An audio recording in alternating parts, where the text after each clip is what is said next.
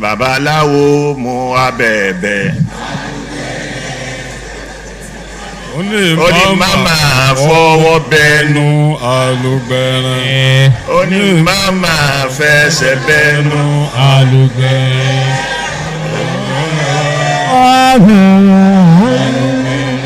Mo fọwọ́ kanlẹ̀ mo rí bẹnu alùgbẹ̀rin. Mo wá fọwọ́ kan kùn lórí gbẹndu alùgbẹ̀rin. Babalawo mú wá bẹ̀bẹ̀. Alùgbẹ̀rin. Ìjàpá ń sọ̀rọ̀ ni. Ṣé Ìjàpá máa sọ̀rọ̀ ni?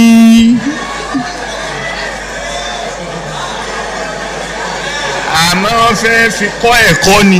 Àmọ́ wọ́n fẹ́ fi kọ́ ẹ̀kọ́ ni. Àbí Ìjàpá àtajá tó wá ní ìyá ta kùn wálẹ̀ o àlùjẹ́jẹ́ kíjà. Gbogbo ayé ló pa yèyé rẹ̀ jẹ́ àlùjẹ́jẹ́ kíjà. Èyí ò ní. Gbogbo èyí ni. Story ni. Àlọ́ àpagbè ni. Àlọ́ àpagbè ni. Àwọn àlọ́ àpagbè ni. Àwọn àlọ́ àpagbè ni. Tí wọ́n bá ń sọ fún yàn ẹ̀yin ọ̀rọ̀ pé Ìjàpá àti ajá lóòótọ́ wọ́n ajá pa àwọn ìyá gbogbo wọn pa ìyá tí wọ́n jẹ so Ìjàpá gbé tiẹ̀ ó gbé lọ sí sánmọ̀ òun máa wá pe ìyá rẹ̀ pé takùn wálẹ̀ kó wá fi gbé yóò lọ jẹun lọ́dọ̀ ìyá tiẹ̀.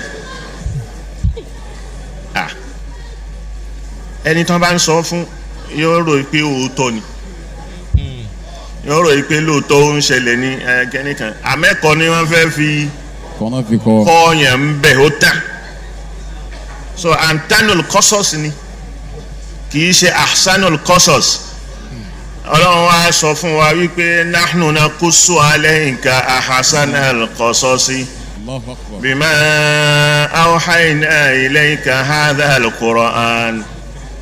وإن كنت من قبله لمن الغافلين نحن نقص عليك أحسن القصص بما. Ọlọ́lá làwa ń pa ìtàn yìí tó lóore tó dáa jù nínú ìtàn àwa làwa ń pa á fún wa Nábì.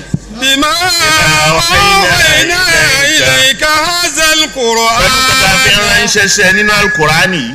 وإن كنت من قبله لمن الغافلين. Kọ́lá ká tó máa pa ìtàn wọ̀nyí ó máa ń pa ẹ̀. Allahu Akbar.